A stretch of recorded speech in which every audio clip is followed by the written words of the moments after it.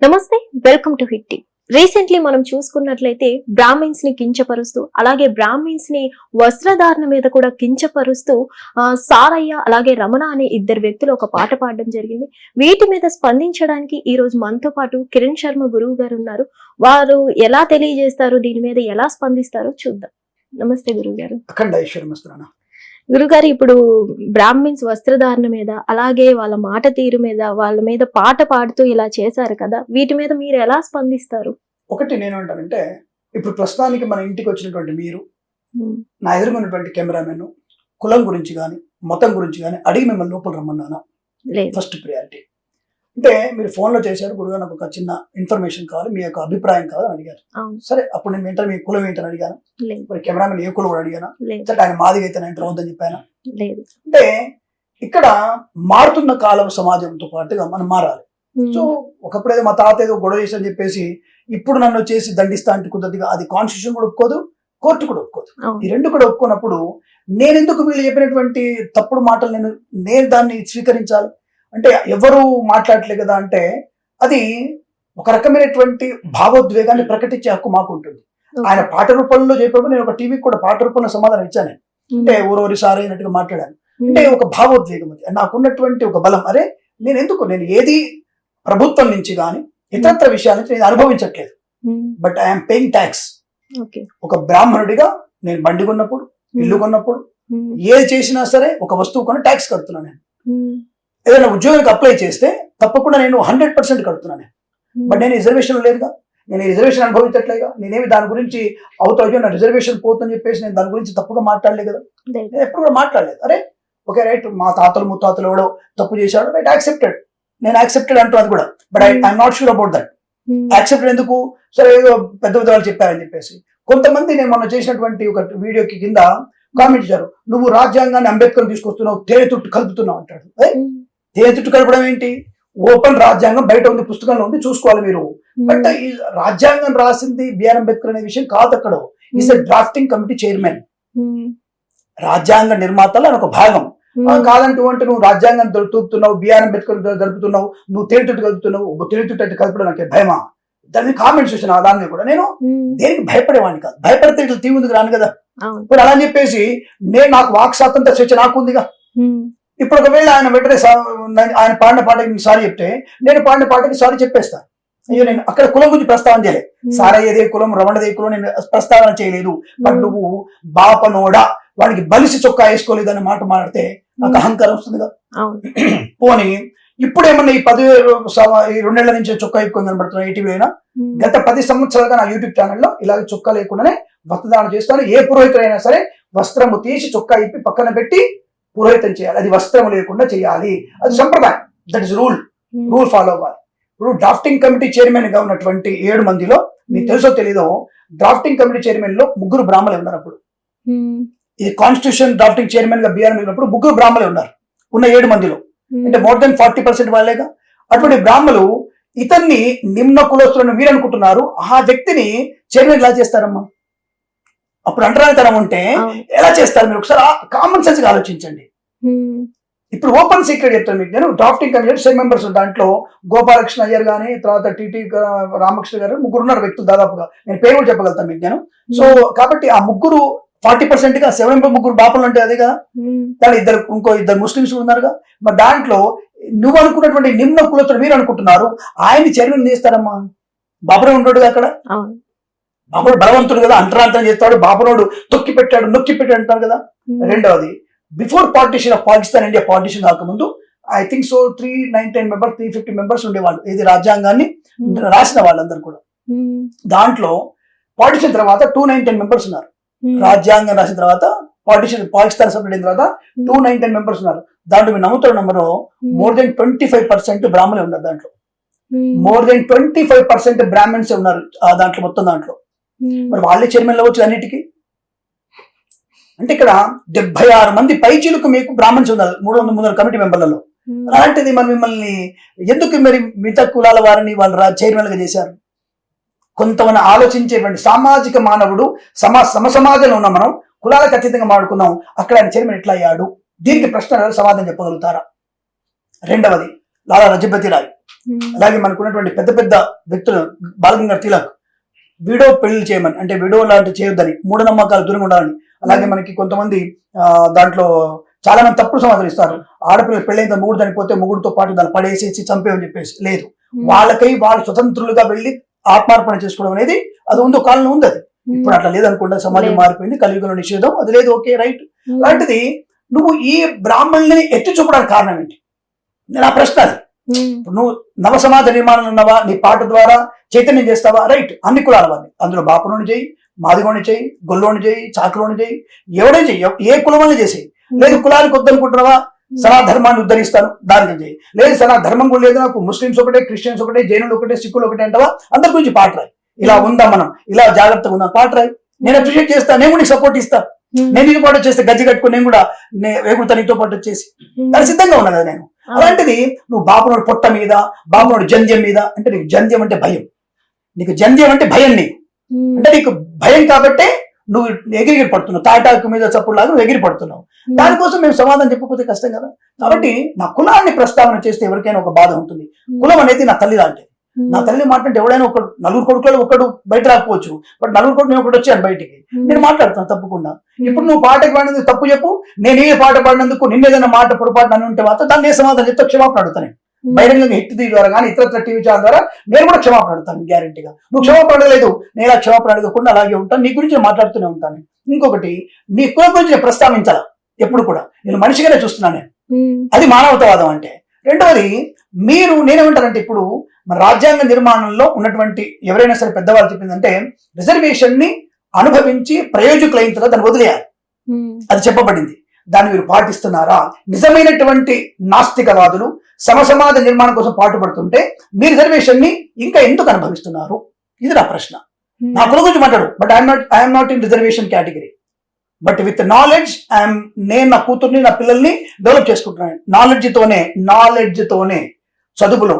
ఇప్పుడు మీరుండండి, ఇప్పుడు జిఎస్టీ రాయాలి, ఇప్పుడు ఐఎల్స్ రాయాలంటే నీకు ఎస్సీ ఎస్టీ అడుగుతారు అక్కడ, ఐఎల్టీఎస్ రాయాలంటే నీకు ఎస్టీ ఎస్టీ సర్టిఫికేట్ సరిపోదు అక్కడ, వేస్ట్.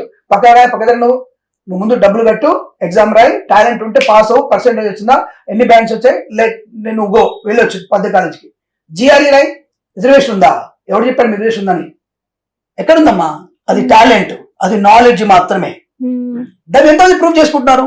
ఆ నాలెడ్జ్ వాళ్ళందరూ కూడా, అది ఎస్సీ ఎస్టీ జైనులు ఎవరైనా సరే, నాలెడ్జ్ నోడు బాపునోడే. బాపునోడు అంటే జ్ఞానం ఉన్నవాడు అని అర్థం. ఇందులో చెడ్డవాళ్ళు లేదంటే చెడ్డవాళ్ళు నడుపుకుంటున్నాడు, తాగుబోతున్నాడు, తిరిగిపోతున్నాడు, దరిద్రున్నాడు, పుండాకూరు ఉన్నాడు, హంతకుడు ఉన్నాడు, రేపిస్ట్ కూడా ఉన్నాడు బాపులలో. నీ కులంలో లేడా? నువ్వు కులంలో లేడా? నీకు రాజకీయ నాయకులు లేడా? నీకు రాజకీయం తప్పు చేయట్లేడా? నాకు రాజకీయ తప్పు చేయట్లేడా? తప్పు చేసి అందరికీ అందాం, దానికి కులమైన ట్యాగ్ వేస్తే నాలంటోడు బయటకు వస్తాడు. అప్పుడు నేను మిమ్మల్ని వేలెత్తి చూపించి, ఇప్పుడు నా వైపు చూపించావు, బట్ 3,000 నీ వైపు ఉన్నాయిగా, ఆ 3,000 నీ వైపు చూపిస్తా, 5,000 నీ వైపు చూపిస్తాను నేను. దట్ ఈస్ నాకున్నటువంటి ఒక పొగరు అనుకోండి, ఒక దర్పం అనుకోండి. ఇప్పుడు ఏది మాట్లాడినా సరే చదువుకున్నోడిగా మాట్లాడతాను, విత్ ఇన్ఫర్మేషన్. మీకు ఏ ప్రూఫ్ వల్ల ఇప్పిస్తాను మీకు నేను. 299 మందిలో 76 మంది బ్రాపర్లు ఉన్నారా? Yes, I will prove it. 7 మంది డ్రాఫ్ట్ చైర్మన్ 3 బ్రాపర్లు ఉన్నారా? Yes, I prove it. అంత బలమైనటువంటి బ్రాహ్మణ సమాజం ఉన్నప్పుడు మిమ్మల్ని ఎందుకు చైర్మన్ గా ఎన్నుకుంటారు? సింపుల్ లాజిక్ ప్రశ్న నాకు. నువ్వు అంటే బిఆర్ మీద ఉత్తుకుంటున్నావు, నువ్వు ప్రభావ తేతుట్ట కలుగుతున్నావు, బెదిరిస్తున్నాను. అబ్బో విజయ్ ఎంత బెదిరిస్తున్నాను, బాబాయ్ నేను తప్పు మాట్లాడాను. ఉన్న ఇన్ఫర్మేషన్ మీకు చెప్పాను. అలాంటి సమాజంలో ఉన్నటువంటి వ్యక్తులు కూడా అక్కడ ఎవరు కూడా కించపరచరా, ఒక బ్రాహ్మణుడు కించపరచరా. బ్రాహ్మణులు కూడా అరే మనమే కాదు నాయన, మన అందరం కూడా సమానం చెప్పేసి ఉన్నత స్థాన పదవులు కట్టబెట్టారు. అది కదా నా సమాజం అంటే, అది నవ సమాజం అంటే అది. కానీ ఇప్పుడు నీలాంటి వాడి వల్ల కులరహిత సమాజం కన్నా కులహిత సమాజం ఏర్పడే ప్రమాదం జరుగుతుంది. నీ వల్ల ఏమవుతుంది? నా పిల్లలు ఒక భేదాభిప్రాయం ఏర్పడింది. నాన్న ఎప్పుడు చూడు వాళ్ళకి రిజర్వేషన్ లో నేను 1,000 రూపాయలు కడితే వాళ్ళు 30-70 రూపాయలు కడుతున్నారు. వాళ్ళ రిజర్వేషన్ నాకు 199 మార్కులు వస్తే నాకు ఉద్యోగం రాలేదు, వాడికి 70 మార్కులు వస్తే ఉద్యోగం వచ్చినటువంటి భేదాభిప్రాయాలు మండలి బాగా వచ్చేసాయి. అలాంటిది తప్పు అని చెప్తున్నాను నేను. కానీ నువ్వేం చెప్తున్నావు? నువ్వు తప్పుటోడివి, నువ్వు తొక్కేశావు ఏమంటే దానికి పెద్ద పెద్ద పదాలు పడతారు. రాజ్యాంగ నవ నిర్మాణంలో బ్రాహ్మణులు అనే వాళ్ళు అంటరాన్ని తీసుకొచ్చారు. ఎవరు తీసుకొచ్చారంటారు? అస్పృశ్యత ఎవరు తీసుకొచ్చారు? ఎవరు తీసుకురాలే. బ్రిటిష్ వాడు పెట్టిన తాకాయ నొప్పది. బ్రిటిష్ వాడు చేసే దరిద్ర పని అది. అంతమంది వర్ణాశ్రమాలు ఉంటాయి. ఎవరంటే మీరు కాళ్ళు మొక్కించుకుంటారు. అరే నేను మొక్కని ఎవరు చెప్పలా, వాళ్ళు మొక్కడానికి ఆశీర్వదిస్తున్నాం. ఏం చెప్తున్నాం మేము? నాన్న చల్లగా ఉండు, నీకు బాగా హ్యాపీగా ఉండు, దట్స్ బ్లెస్సింగ్స్. పోయిదే ఉంది, అంతే. దానివల్ల ఇప్పుడు నష్టం ఏమైంది? నేను తప్పే చేసినా, నేను ముట్టుకుని తప్పేమైనా చేసామా అంటే చూసా ఇప్పుడు కూడా మొక్కించుకుంటున్నావు, మొక్కించుకుంటున్నా మనస్ఫూర్తిగా అందరం బాగుందాం, హ్యాపీగా ఉందాం అని దీవించే తప్పే ఉంది అక్కడ. ఓ తల్లికి తండ్రికి దండం పెడతావు, తప్ప? గురువు గారు మీరు కామెంట్స్ బాగా చూస్తారు అనుకుంటా. ఎవ్రీ కామెంట్ కి సమాధానం చెప్పగలిగే అవకాశం నాకు ఉందమ్మా. ఎందుకంటే సమాజంలో మనం తప్పు మాట్లాడుతున్నామా, ఉప్పు మాట్లాడుతున్నామా, దాన్ని సరిదిద్దుకునే ప్రయత్నం కూడా చేయాలి. నేను తప్పు మాట్లాడితే తప్పకుండా సరిదిద్దుకుంటాను, దానికి ఎటువంటి నేను వెనక్కి వెళ్ళను. ఇప్పుడు ఆయన ఇచ్చినటువంటి ఆ పాట చూసి మీ టీవీ లాంటి యాంకర్ పంపిస్తే ఆ పాట చూసుకుంటే నేను 4 ముక్కలు రాశాను అంతే. దాంట్లో ఎంత భావోద్వేగం ఉంటుంది. అరే నీ బతుకు నువ్వు బతుకుతున్నావు. ఆయన అంటాడు, నీ శ్రమ హారతి ఇచ్చేసి దేవునికి అభిషేకించి హారతి ఇచ్చేసి ఓ అలసిపోయినట్టుగా వచ్చి చూడగలుగుతావంట. ఎందుకు ఏం చేస్తావు? నువ్వు పాటలు పాడుకుంటూ 4 ముక్కలు ఎగరంగానే సరిపోయిందా? నీ అనుకున్నాడు ఎంత కష్టపడతాడు, ఎంత గద్దె కట్టుకుంటారు, స్టేజ్ వేస్తాడు వాడు, ఆ స్టేజ్ మీద ఎంత కష్టపడ్డాడు, వాడి పేరు వచ్చిందా? నువ్వు పాడుతున్న పాట మీద స్టేజ్ కట్టిన పేరు వచ్చిందా? బ్యానర్ కట్టిన పేరు ఇచ్చినావు, ఎందుకు ఇవ్వలేమను? ఎందుకంటే దాంట్లో రెడ్డోడు ఉన్నాడు, దాంట్లో మాలోడు ఉన్నాడు, దాని మాదిగోడు ఉన్నాడు, బాపుడు దాంట్లో ఉంటాడు, సౌండ్ పెట్టినోడు బాపుడు ఉంటాడు. లేడని నాకు లేదు కదా. నువ్వు అందులో పని చేసే ప్రతి ఒక్కరు ఒక పని, అది వాళ్ళ ధర్మం. కలెక్టర్ గారు ఉన్నారు, ఆయన కష్టపడుతున్నాడా? ఇప్పుడు ఆయన కూడా నిమ్న కులస్తులు ఆయన అనుకుంటున్న మాటల్లో తప్పుడు అంటే తక్కువ కులస్తులు మీరు అనుకుంటున్నారు. వాళ్ళు కలెక్టర్ ఉన్నారు ఇప్పుడు దాదాపుగా నాకు తెలిసి మోర్ దెన్ 60% వాళ్ళు ఉన్నారు. వాళ్ళు బోలోడు కష్టపడుతున్నారా? పాడబట్టాడా, గడ్డ పాడబట్టాడా, నేల దున్నాడా, దుక్కి దున్నాడా, నారు పోసాడా, నీరు పోసాడా, ఏం పోసాడని ఆయన కలెక్టర్ గారికి ఆయన కష్టపడి ఆయన మరి ఇప్పుడు నేను ఆయన మీరేం చేశారో మీరు, నువ్వు తక్కువ కులమోడివి, నువ్వు కష్టపడకుండా నువ్వు కలెక్టర్ గా డబ్బులు దుబ్బానా? కలెక్టర్కు ఉండే విచక్షణ జ్ఞానం వేరు, ఆయనకు ఉండేటువంటి నిర్వహణ బాధ్యత వేరు. ఆయనకు దాదాపుగా 5 లక్షల మంది మీద ఫోకస్ ఉంటుంది.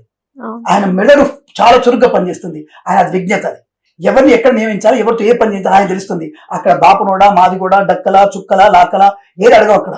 అతను కలెక్టరు, అక్కడ అధికారి, ఆ జిల్లాకి అధికారి. ఆయన మీద పనిచేసే వాళ్ళు చాలా మంది ఉంటారు. గురుగారు ఇప్పుడు చాలా మంది జంధ్యం మీద కూడా కించపరుస్తూ మాట్లాడుతున్నారు. అలాగే మీరు ఇందాక అన్నారు జంధ్యం అంటే వాళ్ళకి భయం అని. ఎందుకు, ఏ భయం అంటారు? ఒకటి నిష్ఠ, ఒక పరిమితి పెట్టుకుంటాం. మనము ఎవరిని కూడా హింసించకూడదు. వాక్తో గాని, మాటతో గాని, చేతితో గాని, మనసుతో గాని ఎవరిని మనం హింస పెట్టకూడదు. నిత్య నైమిత్తిక కామ్య కర్మలు మనం చేసుకోవాలి. ఏమిటి దాంట్లో అంటే లోకమంతా బాగుండటానికి భగవంతుడిని ఆరాధించేటువంటి శక్తిని ఒక మంత్రాన్ని నీకు ఇచ్చాడు. చదువుకుంటూ నువ్వు దేవుడి సమాజంలో దేవుడి వైపు ఉంటూ లోకమంతా బలంగా ఉండాలి, చల్లగా ఉండాలి, వృక్ష సంపద ఉండాలి, జంతు సంపద బాగా ఉండాలి, ప్రకృతి బాగా ఉండాలి, జనాలు బాగా ఉండాలి ఉంది నిత్య నైమిత్తిక కామ్యకర్మలు. కామ్యకర్మ ఒకటి మా కామ్యకర్మ అంటే ఏంటి? మేము కూడా బతకాలి కదా. దానికోసం అని ఒక వ్రతమో యజ్ఞమో చేసినప్పుడు పెద్ద పెద్ద వాళ్ళు డబ్బున్న వాళ్ళు అందులో మాదిగా ఎవరైనా డబ్బున్న దొరికింది ఆయన యజ్ఞం చేస్తున్నా ఒక 100 రూపాయలు ఇవ్వండి అని కామ్యకర్మలు కూడా పూర్తి చేసుకోవడానికి వ్రతమో యజ్ఞమో వివాహమో చేసి సంపాదించి మా పుట్ట పోసుకోవాలిగా. దానికి నిత్య కర్మలు, నైమిత్తిక కర్మలు, కామ్యకర్మలు ఉంటాయి. దానికి ప్రతీకగా జంధ్యం వేసుకుంటాం. అంటే మేము చేసేటువంటి విద్యుత్ ధర్మాన్ని వేసుకుంటాం. నువ్వు కలెక్టర్ ఏం చెప్తాడు? నేను దేవుడికి ప్రమాణం చెప్తున్నాను, నేను ఎవరికి లొంగనని, నేను జాగ్రత్తగా ఉంటానని ఎలా నువ్వు చేతితో ప్రమాణం చేశావో, భగవద్గీతనో ఇంకో దాని మీదనో ఖురాన్ మీదనో చేశావో, అలాగే ఇది ప్రమాణం మాకనేది దైవంతో సమానం. గాయత్రి, సావిత్రి అనేది మాకు దైవంతో సమానం. మా దైవాన్ని మేము తల్లి కంటే గొప్పగా చూస్తాం. అలాంటి నా తల్లిని నువ్వు తప్పుకు హింసించేసి 3 రోజులు జంధ్యం బయటపడే అంటే నీకెందుకు నేను బయటపడేయాలి? నువ్వెవరు అడగడానికి నన్ను? నీకు అధికారం ఏముంది అడగడానికి? నేను అన్నానా నువ్వు చెడ్డీ పేసి బట్టలు పేసి బయట తిరగని చెప్పి అన్నానా? అంటే అప్పుడు నువ్వు నా అర్థం చెందుకోవడుతున్నావు. ఇది తప్పు మాట తప్ప నువ్వు సమాజ నిర్మాణంలో భాగస్వామి రైతులకు ఉపదడానికి ఇప్పుడు రైతుల గురించి మాట్లాడుతున్నావు కదా. నువ్వు రైతుల్ని విశిక్ష లేకుండా అస్పృశ్యత చేశారు, రాజ్యాంగంలో మాకు హక్కులు కోల్పోయారని పెద్ద పెద్ద మాటలు మాట్లాడుతుంటారు. రైతులు బాగుండాలి కదా. ఇప్పుడు రైతులు ఇప్పుడు నష్టపోతున్నారు చాలా మందికి. ఈ రైతుల కోసం నువ్వేం చేసావు చెప్పు నాకు? అసలు ఎరువులు వాడడం వల్ల రైతు చాలా నష్టపోతున్నాడు, భూమి సారం కోల్పోతుంది, అది నీకు తెలుసు. దాన్ని నేను ప్రచారం చేసావా? ఆయన ఎరువులు వాడకుండా సేంద్రియ ఎరువు వాడండి, ఆవు పేడ, ఆవుది కావాలి, అది దాన్ని డెవలప్ చేసి చెప్పావు కనీసం?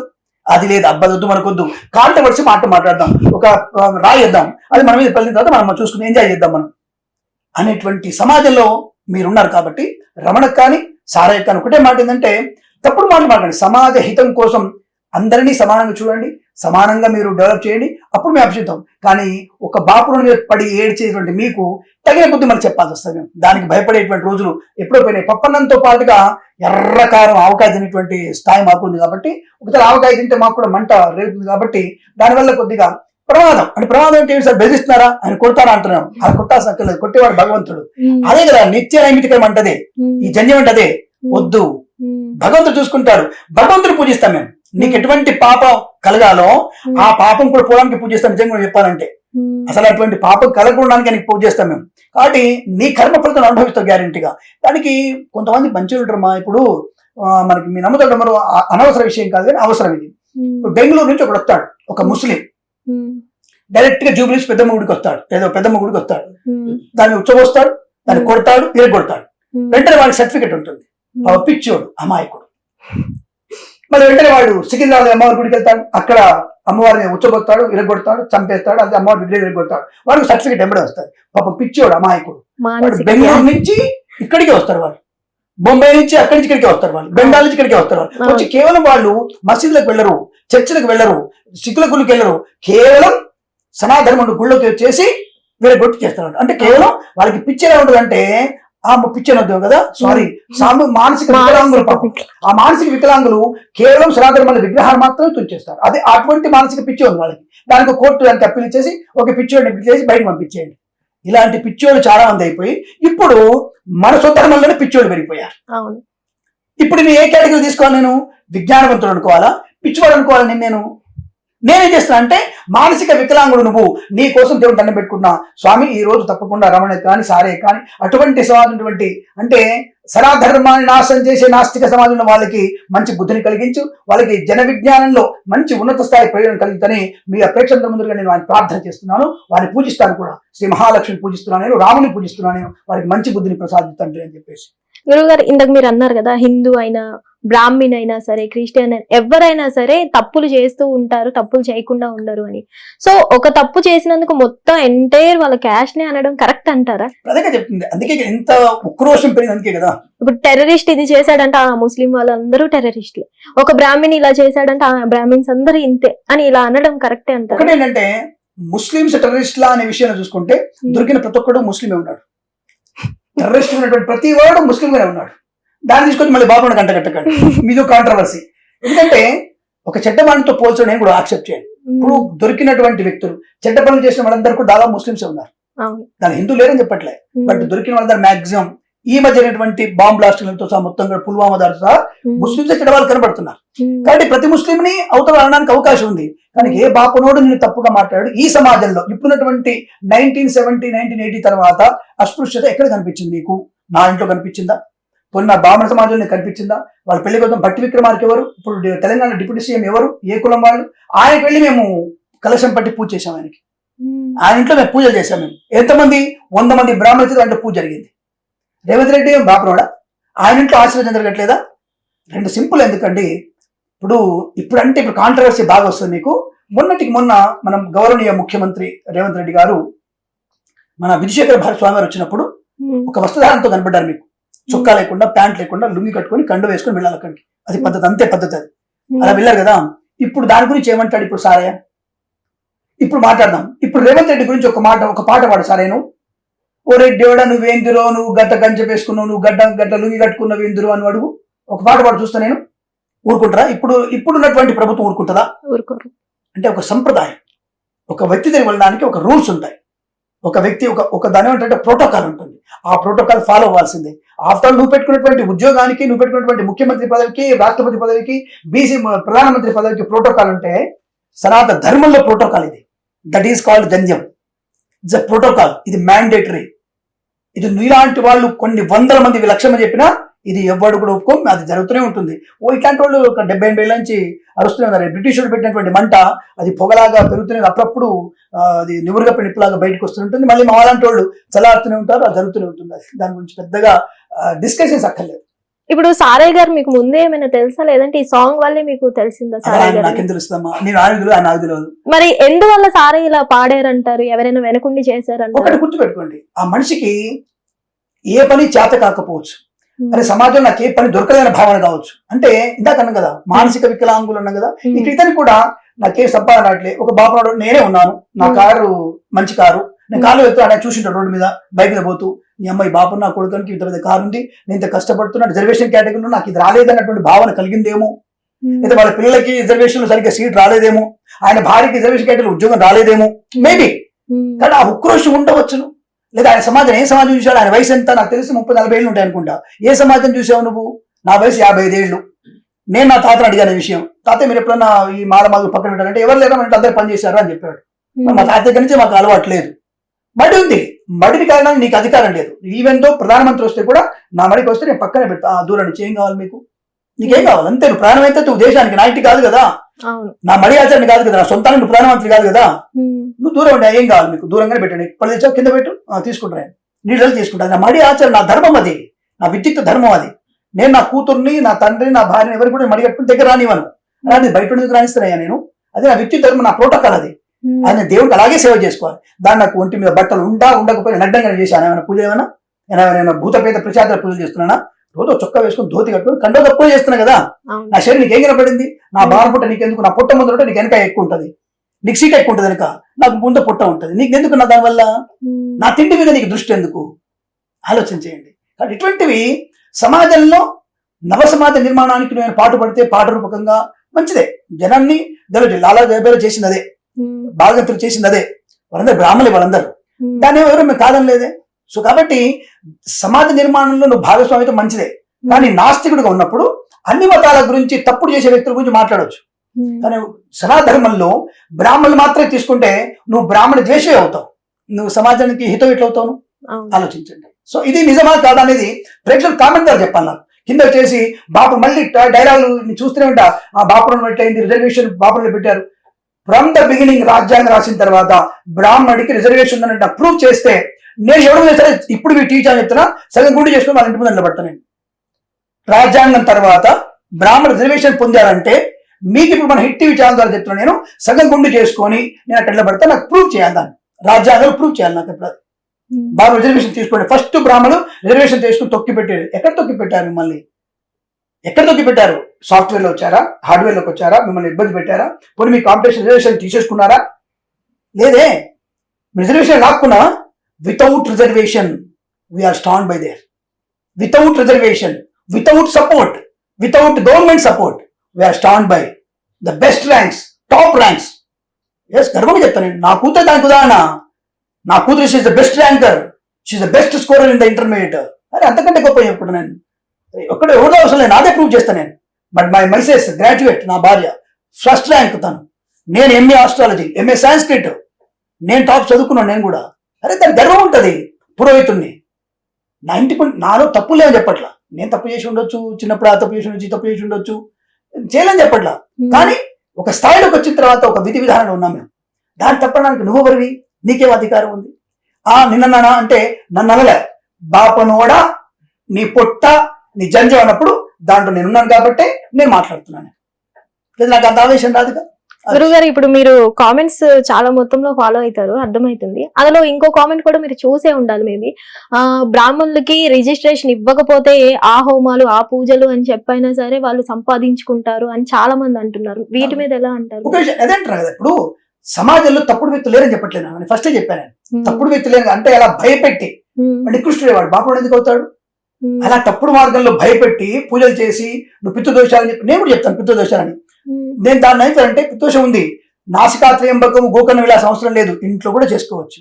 కానీ కొంతమంది అది భయపెట్టి నువ్వు చేసుకోకపోతే నీకు మరణం అని చెప్పేసి నాశనం చేసేది తప్పుడు జాతకమే, ఆ తప్పుడు వ్యక్తులే. అటువంటి వేళని తప్పకుండా మేమే అంటాం, ఒరే సిగ్గుతాను నీకేమన్నా, అటువంటి తిండి తిన్న వాడికి అది లోపలికి వెళ్ళదు, రోగంతో రొప్పుతో నాశనం అవుతాడు వాడు, అది గ్యారెంటీ.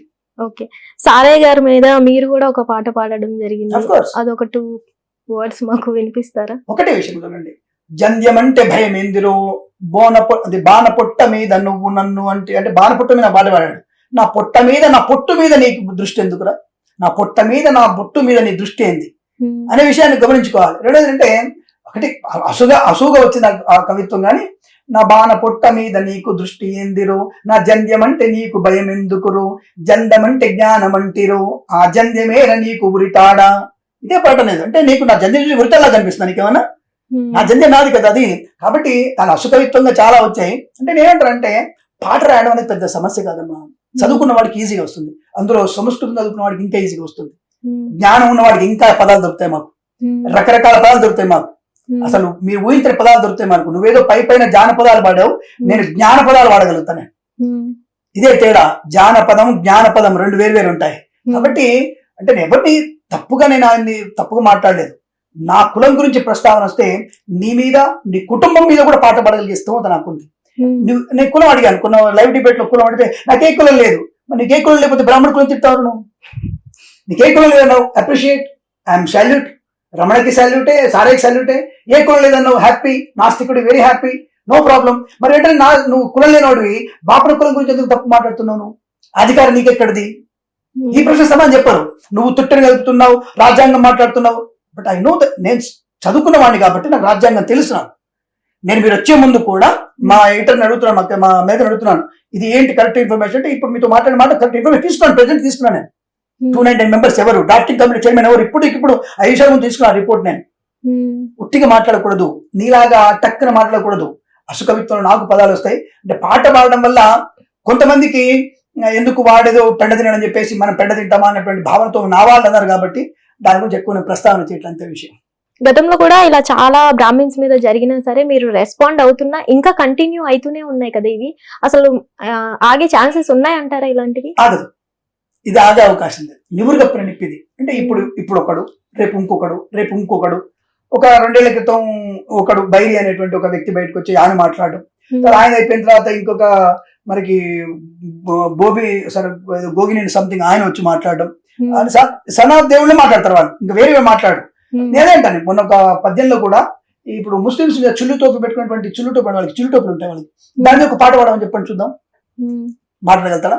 పాట తీసేస్తారు వాడిని. మరి సార్ మరి మాట్లాడు. చర్చి గురించి ఒక తెలియజేసినటువంటి చర్చిలో ఫాస్టర్ గురించి మాట్లాడని చెప్పండి. చిరువేంద్రో నీ మెళ్ళ గోల ఏంద్రో అని ఒక మాట మాట్లాడమని చెప్పు. చిల్లు టోపీ పెట్టుకున్న తురుకోడు అని ఒక మాట మాట్లాడమని చెప్పు. అబ్బే వాళ్ళకి అంత దమ్ము ఉండదు, వాళ్ళకి అది సరిపోదు వాళ్ళకి. అదే మరి దొరికాడుగా బాపునోడు ఉట్టిగా, సనాతన ధర్మం ఉట్టి దొరికింది, దాని బాపునోడు ఇంకా తిరిగి దొరికాడు. దానికోసం వాళ్ళు, నేననేది విచక్షణ అనేది మీరు కోల్పోతున్నప్పుడు విజ్ఞానంతో విచక్షణ మీకు నేర్పించేటువంటిది మా ధర్మం కాబట్టి మేము దాన్ని ముందు తీసుకెళ్లే ప్రయత్నం చేస్తాం. కాబట్టి ఇది ఉపేక్షించేది కాదు, తప్పకుండా ఆయన సార్ చెప్పాల్సిందే. సార్ చెప్తేనే ఇది కొంత ఉంటుంది. లేదంటే మీరు అన్నారు అందరు ఎందుకు రెస్పాండ్ అవ్వట్లేరు అంటే ఏమనుకుంటారు అంటే ఐరావతం ఉంటారు, ఐరావతం ఏనుగు పోతుంటే కుక్కలు అరుస్తుంటే ఐరా దానికి సమాధానం చెప్పలేమంటారు వాళ్ళు. నేను అలాంటి వాడిని కాదు, నేను ఒక రకమైనటువంటి వాళ్ళ లాంటి వాడిని. అంటే ఒక రాడికల్ పురోహితుడు, నేను రాడికల్ ఆస్ట్రాలజర్. నేను రాడికల్ అంటే వాడి భావజాలం అంతే కదా, రాడికల్ భావజాలం వాళ్ళది. కాబట్టి దాంతోనే ఉంటాను. అంటే దెబ్బకు దెబ్బ, ప్రశ్నకి ప్రశ్న, సమాధానం చెప్పేటువంటి టాలెంట్ నాకు ఉంది. కాబట్టి డిజిటల్ మ్యాగజైన్స్ తో పాటు మీ జిల్లా వార్తలను కూడా ఫ్రీగా చూడొచ్చు. ఇంకెందుకు ఆలస్యం, వెంటనే హిట్ టీవీ యాప్ ని డౌన్లోడ్ చేసుకుని ఫ్రీగా ఎంటర్టైన్మెంట్ పొందండి. Hit TV app. Hit TV app. Please download hit TV app. Hit TV app ని ఫ్రీగా డౌన్లోడ్ చేసుకుని ఎంజాయ్ చేయండి. మీకు నచ్చిన ఎంటర్టైన్మెంట్ కోసం హిట్ టీవీ యాప్ ని ఫ్రీగా డౌన్లోడ్ చేసుకుని ఎంజాయ్ చేయండి. హిట్ టీవీ యాప్ ని డౌన్లోడ్ చేసుకుని ఆస్వాదించండి, ఆశీర్వదించండి. ఇంతమంది సెలబ్రిటీలు హిట్ టీవీ యాప్ ని డౌన్లోడ్ చేసుకోండి అని చెప్తున్నారంటే ఎంత మంచి యాప్ ఆలోచించండి. అమెరికాలో చదవాలనుకునే వాళ్ళకి విశ్వసనీయమైన పేరు మన శౌర్య కన్సల్టెన్సీ. UK లో 1 year masters. UK లో 1 year masters. 2 years work permit up to 5 years visa. Contact Saurya Consultancy. Contact 89851 89851.